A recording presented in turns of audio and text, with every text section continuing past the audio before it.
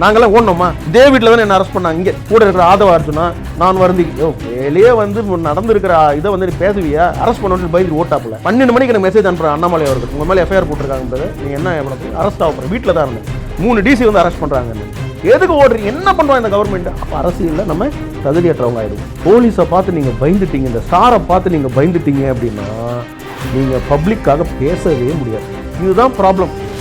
பணக்காரங்களுக்கும் ஒரு அரசியல்வாதிக்கு இருக்கிற டிஃபரன்ஸ் இதுதான். அரசியல்வாதி களத்தில் நின்று போராடுவான், பணக்காரங்க ஓடி.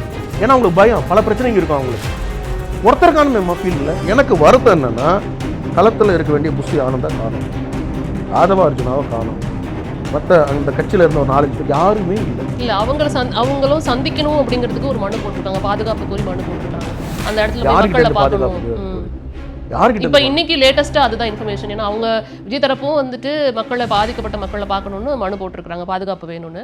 ஆதவ அர்ஜுனா அவர்களும் அதை போட்டிருக்காங்க. பாதுகாப்பு இருக்குல்ல விஜய்க்கு, விஜய் கூட போங்க, யார் வேண்டான்னு சொன்னா? அவருக்கு வயில இருக்காருமா, வையின்னு தான் பேரு. ஜெட்டு பாதுகாப்பு கொடுத்துருக்காங்க அவருக்கு சென்ட்ரல் கவர்மெண்ட், நல்லா புரிஞ்சுக்கிங்க. ஏன்னா வயில இவ்வளோ செக்யூரிட்டி கொடுத்து நான் பார்க்கல. அவருக்கு என்னமோ 4 பேர் அண்ணாமலை அவர்களுக்கு என்ன செக்யூரிட்டி, அந்த அளவுக்கு செக்யூரிட்டி கொடுத்து வச்சிருக்காங்க அவருக்கு. என்ன பிரச்சனை இதில்? ஏன் ஸ்டேட் கவர்மெண்ட்னு உங்களை ப்ரொடெக்ட் பண்ண மாட்டாங்களா? எல்லாத்துலேயெல்லாம் நான் ஸ்டேட் கவர்மெண்ட் இப்போ நான் ஒரு இடத்துக்கு போகிறேம்மா, நான் ப்ரொடெக்ட் பண்ணுவாங்க. ஏன் உங்களை ப்ரொடெக்ட் பண்ணாமே இருப்பாங்க? டெப்யூட்டி சீஃப் மினிஸ்டர் உதயநிதி துபாயிலேருந்து வந்து சம்பவம் நடந்த இடத்துக்கு போயிட்டு 10 நிமிஷத்தில் முடிச்சுட்டு திருச்சிக்கு வந்து துபாய் போனதாக ஒரு செய்தி. அண்ணாமலை அவர்கள் சீஃப் கெஸ்ட்டுக்கு வர நேரத்தில் அண்ணாமலை அவர்கள் 6 மணிக்கு வருவாருன்னு சொல்லுவாங்க. 6 மணிக்கு வந்து ஒரு நாள் வந்தது கிடையாது, வரவும் முடியாது. 6 மணின்னு சொன்னால் தான் மக்கள் வருவாங்க. அப்படி வந்து கூட்டம் லைஃப் ஒரு 8 மணிக்கு வருவாங்க. இதுதான் அரசியல். இப்படி தான் நடந்திருக்கு. இப்போ மட்டும் நீங்கள் வந்து விஜய் குற்றச்சாட்டு சொல்கிறேன். ஏன்னா விஜய் கிட்ட பேசுறதுக்கு ஆள் இல்லை. நீங்கள் விஜய் ஈஸியாக ப்ளேம் பண்ணலாம். கூட இருக்கிற ஆதவ அர்ஜுனா நான் வருந்தி வேலையே வந்து நடந்திருக்கிற இதை வந்து பேசுவியா, அரெஸ்ட் பண்ணணும்னு பயந்து ஓட்டாப்புல. என்னது இது? நாங்களாம் ஓடணுமா? இதே வீட்டில் தானே என்ன அரெஸ்ட் பண்ணாங்க. இங்கே 12 மணிக்கு எனக்கு மெசேஜ் அனுப்புறேன் அண்ணாமலை அவர்கள், உங்கள் மேலே எஃப்ஐஆர் போட்டிருக்காங்க, நீங்கள் என்ன பண்ண போறீங்க, அரெஸ்ட் ஆக போகிறேன், வீட்டில் தான் இருந்தேன், 3 டிசி வந்து அரெஸ்ட் பண்ணுறாங்கன்னு. எதுக்கு ஓடுறீங்க, என்ன பண்ணுவாங்க இந்த கவர்மெண்ட்? அப்போ அரசியலில் நம்ம தகுதியற்றவங்க ஆகிடுவோம். போலீஸை பார்த்து நீங்கள் பயந்துட்டீங்க, இந்த ஸ்டாரை பார்த்து நீங்கள் பயந்துட்டீங்க அப்படின்னா நீங்கள் பப்ளிக்காக பேசவே முடியாது. இதுதான் ப்ராப்ளம்.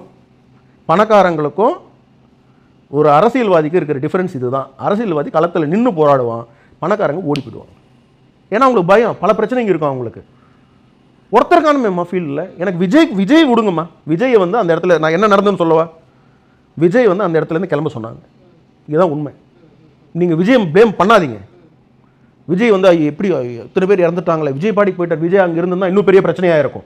நீங்கள் புரிஞ்சுக்கணும். So government has instructed, which கவர்மெண்ட்னு கேட்காதீங்க. என்ன immediately you move from that place. It is very important. அவரை சேவ் பண்ணுறது ரொம்ப இம்பார்ட்டன்ட், நல்லா நீங்கள் புரிஞ்சுக்கணும். So immediately left. பாவம், அவரை வந்து எல்லாத்துக்கும் ப்ளேம் பண்ணி ஒரு மனுஷனை கார்னர் பண்ணி அவருக்கு நீங்கள் குற்றவுணர்ச்சியை கொண்டு வந்து தப்பெல்லாம் செஞ்சது நீங்கள்.